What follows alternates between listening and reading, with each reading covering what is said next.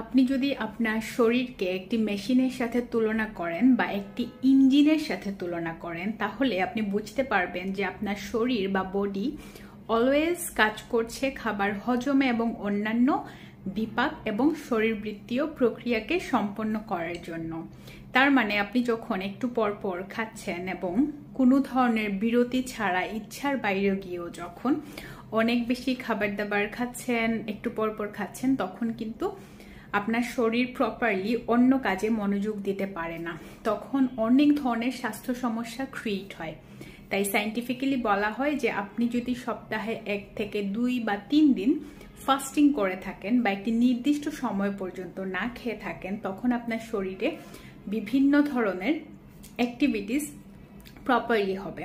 যেটা দিয়ে আমি শুরু করেছিলাম যে আপনার বডি যদি একটা ইঞ্জিন হয়ে থাকে, তাহলে আপনার বডিকে একটু সময়ের জন্য রেস্ট দিতে হবে। কারণ একটা মেশিন যদি প্রতিনিয়ত চলতেই থাকে, তখন কিন্তু তার কর্মদক্ষতা কমে আসে।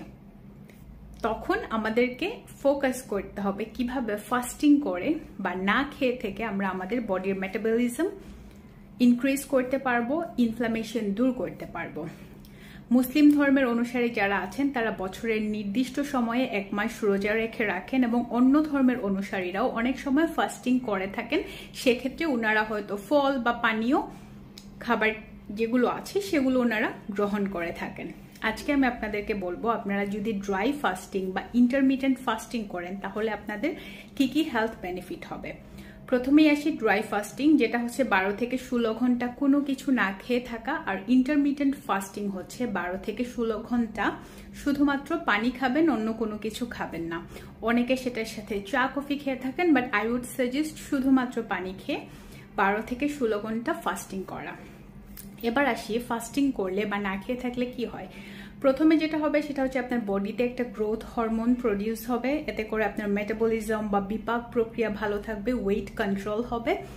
অতিরিক্ত ওজন যাদের আছে তারা ফাস্টিং করতে পারেন। অনেক সময় দেখা যায় লং টাইম না খেয়ে থাকলে অ্যাসিডিটির সমস্যা হয়, সেক্ষেত্রে আপনারা এই পদ্ধতিটা গ্রহণ করবেন না। যাদের কোনো ধরনের অসুখ বিসুখ নেই তারা ফাস্টিং স্টার্ট করতে পারেন। যাদের ডায়াবেটিস বা অন্যান্য স্বাস্থ্য সমস্যা আছে তারা অবশ্যই একজন চিকিৎসকের শরণাপন্ন হবেন এবং ওনার সাথে কথা বলে ডিসাইড করবেন যে আপনি ফাস্টিং করবেন কিনা। তাহলে বললাম যে ফাস্টিং করলে কি হয়, ওজন নিয়ন্ত্রণে থাকে, মেটাবলিজম ভালো থাকে, হার্টের স্বাস্থ্য ভালো থাকে। এটা ছাড়াও ব্রেইনের স্বাস্থ্য ভালো থাকে। বিভিন্ন ধরনের যে নিউরো ডিজেনারেটিভ ডিসঅর্ডারগুলো আছে সেটা হওয়ার পসিবিলিটি কমে যায়। ওজন নিয়ন্ত্রণে থাকে, ব্লাড প্রেশার কন্ট্রোলে থাকে, কোলেস্টেরল